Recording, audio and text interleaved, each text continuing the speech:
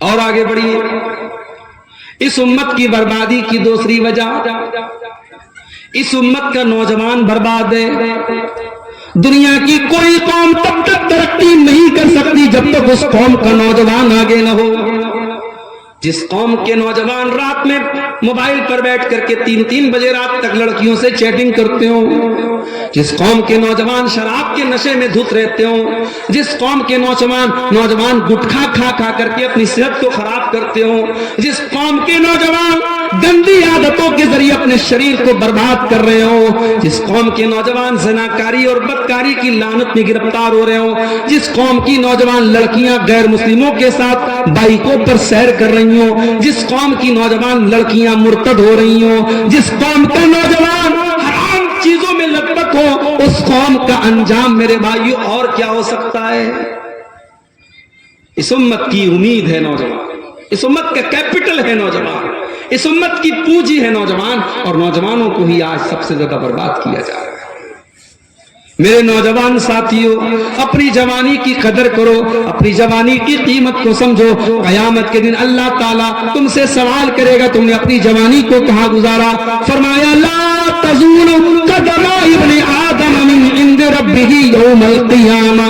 قیامت کے دن انسان اپنی جگہ سے ہل نہ پائے گا جب تک 5 سوالوں کا جواب نہ دے دے. عن عمرہ فیما افنا، تو نے اپنی زندگی کو کہاں گزارا. وعن شبابہ فیما ابلا، تو نے اپنی جوانی کو کہاں گزارا. وعن مالہ من این اکتسبہ، تو نے مال کہاں سے کمایا.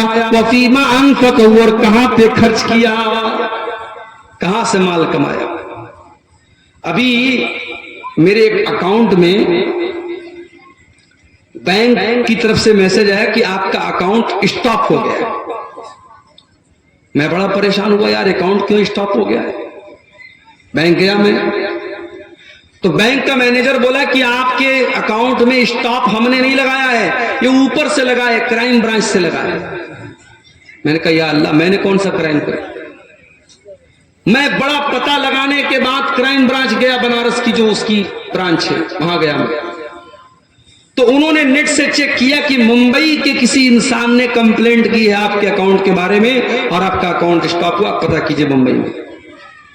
پھر بمبئی میں جہاں کا مسئلہ تھا وہاں میرے کچھ دوست تھے، میں نے ان کو فون کیا کہ یار ایسا ایسا مسئلہ ہے. تو انہوں نے پتہ لگایا تھانے پہ جا کر کے ممبئی میں. تو وہاں سے معلوم یہ ہوا کہ میرے اکاؤنٹ میں کہیں سے پیسہ آیا. اب بھائی میں کہیں تقریر میں جلسے میں گیا ٹکٹ بنانے کے لیے فلائٹ کا یا ٹرین کا. میں نے کہا کہ بھائی صاحب آپ 2000-5000 میرے اکاؤنٹ میں ڈال دیں. اب ظاہر ہے کہ پورے ہندوستان میں آنا جانا ہوتا ہے، کون کیا ہے میں کیا جانتا ہوں. تو ہوا کیا ہے کہ میرے اکاؤنٹ میں جو پیسہ آیا وہ کسی اور کے اکاؤنٹ سے آیا، اس کے اکاؤنٹ میں کسی اور کے اکاؤنٹ سے آیا، اس کے اکاؤنٹ میں اس طریقے سے پوری ایک چین بنی ہے. اور 15ویں نمبر پر جس کے اکاؤنٹ میں پیسہ آیا اس نے اے ٹی ایم چوری کر کے پیسہ حاصل کیا. ایک انسان نے اے ٹی ایم چوری کر کے مان لو 10,000 روپیہ اس نے اے ٹی ایم چوری کے ذریعے حاصل کر لیا، غلط طریقے سے حاصل کر لیا. اور پھر اس 10,000 کو اس نے کسی اور کو بھیجا، اس نے کسی اور کو بھیجا، اس نے کسی اور کو بھیجا، اور آخر میں کسی طریقے سے وہ میرے اکاؤنٹ میں آ گیا. تو پولیس نے اور انٹیلیجنس نے کیا کیا کہ اس پوری چین کو جتنے اکاؤنٹ آئے تھے اس سب کو بلاک کیا. یہ حالات ہیں.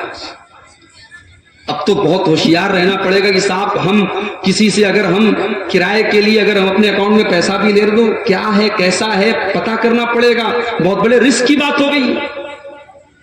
آپ کے اسی جھارکھنڈ میں جامتارا میں نوجوانوں کی ایک بڑی تعداد یہ کام کر رہی ہے.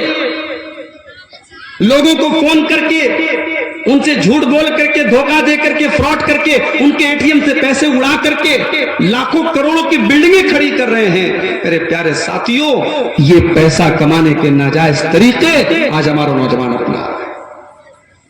آئی پی ایل کا میچ چل رہا ہے، ایک ایک میچ پر سٹا ہو رہا ہے اور نوجوان سٹے بازی کے ذریعے پیسہ کما رہا ہے. یہ ڈریم 11، یہ فلاں یہ تمام ایپ کے ذریعے حرام اور ناجائز طریقے سے پیسہ کمانے کی ہوڑ لگی ہے. میرے نوجوان ساتھیوں، اللہ نے آپ کو ہاتھ اور پیر دیے ہیں، یا تو تجارت کرو، اگر دماغ ہے، اگر پیسہ ہے تو تجارت کرو، بزنس کرو، اور اگر اتنا دماغ نہیں ہے تو محنت اور مزدوری کر کے اپنی محنت مزدوری کی کمائی کھاؤ، اپنے ہاتھ پیر توڑ کر کے حرام طریقے سے پیسے مت کماؤ۔ اللہ نے فرمایا، اللہ کے نبی نے فرمایا، من این اکتسبہ، تم نے مال کہاں سے کمایا ہے، وفیما انفقہ، اور تم نے مال کہاں خرچ کیا ہے، اس کا بھی تمہیں حساب دینا پڑے گا۔ نوجوان آج یہ سوچتا نہیں ہے کہ اس کو اپنی جوانی کا حساب دینا ہے اللہ تعالیٰ کے۔ اللہ کے نبی فرماتے ہیں اغتنم خمسن قبل خمسن، 5 چیزوں کی قدر کرو 5 چیزوں کے آنے سے پہلے، شبابک قبل حرمک، اپنی جوانی کی قدر کرو بڑھاپے کے آنے سے پہلے۔ آج جوانی ہے کل نہیں ہوگی، آج طاقت ہے کل نہیں ہوگی۔ آج میں 650 کلومیٹر کا سفر کر کے بھوکا پیاسا بنارس سے بہار آ رہا ہوں، آپ کے دیگھل بینک، یہ بالکل آخری کونا ہندوستان کا نیپال بارڈر سے سٹا، اتنا لمبا سفر کر رہا ہوں، ہو سکتا ہے 10 سال بعد میرے جسم کا اسٹیمنا اس بات کی اجازت نہ دے۔ اور مجھے یہ بھی پتا ہے آپ کے اس علاقے میں 2 مرتبہ ایسا ہوا، میں تاریخ مجھ سے لی گئی، پروگرام کا میں نے وعدہ کیا، نہیں آ پایا، مجبوری آ گئی، چھٹی نہیں مل پائی، میں ٹیچر آدمی ہوں، ڈیوٹی والا آدمی ہوں، ڈیوٹی نہیں چھوڑ سکتا۔ لوگوں نے بات اڑا دی کہ صاحب عبدالغفار صاحب تو بڑے دھوکے باز آدمی ہیں، لوگوں کو کہنے میں تو ٹیکس نہیں لگتا، لوگوں کو کہنے میں دیر نہیں لگتی، ہوا اڑا دی گئی صاحب عبدالغفار صاحب بہت بڑے دھوکے باز آدمی ہیں، انہوں نے وعدہ کیا تھا نہیں آئے۔ عبدالغفار صاحب کی مجبوری کیا تھی یہ تو آپ نہیں جانتے۔ مولانا جرجیت صاحب کے والد صاحب کا انتقال ہوا ابھی حال ہی میں، ان کے والد کی طبیعت بہت خراب تھی، وہ اٹاوا سے لکھنؤ میں لے کے آئے اپنے والد کو، انہوں نے بچوں بات مت کرو، اٹاوا سے لکھنؤ لے کے آئے اپنے والد کو، وہ اتفاق سے میرا اور مولانا جرجیت صاحب کا پروگرام تھا نیپال میں، جو یو پی کی بارڈر سے سٹا ہوا نیپال کا علاقہ ہے لمبنی، وہاں پہ پروگرام تھا۔ جلسے والے پریشان تھے، مجھے بار بار میسج کر رہے تھے آپ ذرا مولانا صاحب کو بولیے کہ آئے، نہیں آئیں گے تو ہماری بڑی بے عزتی ہوگی۔ حالانکہ جلسہ بہت بڑا تھا، وہاں مولانا جرجیت صاحب کا بھی نام تھا، میرا بھی نام تھا، مولانا جلال الدین قاسمی صاحب کا بھی نام تھا، اور بھی علماء تھے۔ کچھ لوگوں نے تو یہاں تک کہا کہ آج تک مولانا جلال الدین قاسمی صاحب، مولانا جرجیت صاحب اور عبدالغفار صاحب یہ لوگ کبھی ایک اسٹیج پر اکٹھا نہیں ہوئے، یہ تو بہت بڑا جو ہے چمتکار ہو جائے گا کہ تینوں لوگوں کو آپ لوگوں نے کیسے اکٹھا کر دیا۔ حالانکہ ایسا کوئی مسئلہ نہیں، کئی مرتبہ ہم لوگوں کا پروگرام ہو چکا ہے، بمبئی وغیرہ میں، مہاراشٹر وغیرہ میں ہم لوگ ساتھ میں پروگرام کیے ہیں، گجرات وغیرہ میں، لیکن بہرحال وہاں کے نوجوان بہت پریشان تھے، مجھے بار بار کال کر رہے تھے، میسج کر رہے تھے۔ میں نے مولانا جرجیت صاحب کو میسج کیا، انہوں نے کہا کہ شیخ میں نہیں آ سکتا، والد صاحب کی طبیعت بہت خراب ہے، اور واقعی میں بہت خراب تھی۔ ان کے والد صاحب بہت نیک انسان تھے، بہت اللہ والے تھے، مجھ سے کبھی ملاقات نہیں کی، لیکن 2 مہینہ پہلے ویڈیو کال کے ذریعے ایک بھائی نے بات کرائی تھی، بڑی انہوں نے دعائیں دی، بڑی تعریف کی، اور کہا کہ مولانا میں علماء کی بڑی عزت کرتا ہوں۔